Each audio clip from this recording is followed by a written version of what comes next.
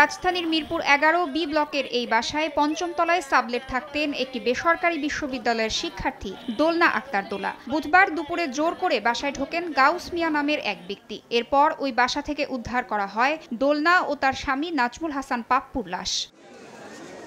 নৃশংস এই ঘটনায় কান্নায় ভেঙে পড়েন নিহতের স্বজনরা, চান হত্যাকারীর সর্বোচ্চ শাস্তি। এ ঘটনায় আতঙ্কিত এলাকার মানুষও। কত কিছু প্রয়োজন একটা বাচ্চা মানুষ করতে, আর কত মায়ার বন্ধন একটা বাচ্চা পালা, একটা মা বাবার সন্তান। এয়ারপোর্টে আসলাম, ওই জায়গা দিয়ে শুনি এরকম আম্মু বিশ্বাস করে নাই। প্রথমে আম্মু বলছে কি জানি, এরপর আমাকে ফোন দিয়ে বলা হয়েছে, এরপর আমরা এই জায়গায় আসছি।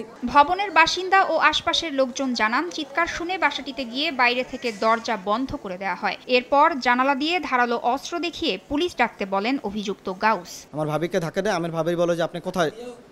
হ্যাঁ, উনি তৎক্ষণাৎ এই রুমের ভিতরে চলে যায়। আমার ওয়াইফ, আমার একটা 5 মাসের বাচ্চা, একটা 4 বছরের বাচ্চা, ওকে নিয়ে সাথে সাথে বের হয়ে গেছে। সাথে আমার বাচ্চাকে প্রাইভেট পড়াচ্ছিল ওর ম্যাডামও বের হয়ে বাইরে দিয়ে মেইন দরজাটা ছিটকানি আটকে দিয়েছে। ছেলে একা ঢুকছে ওই ফ্ল্যাটে, ওই ছেলের বউ এবং একটা পুরুষ ছেলের সাথে দুজনের মারছে। 999-এ কল পেয়ে ঘটনাস্থলে যায় আইন শৃঙ্খলা বাহিনী। গাউসকে আটকের পর পুলিশ জানায় দোলার সঙ্গে বিবাহ বহির্ভূত সম্পর্ক ছিল গাউসের। এর জেরেই হত্যার ঘটনা। তদন্ত কার্য চলমান, আইনগত প্রক্রিয়া চলমান।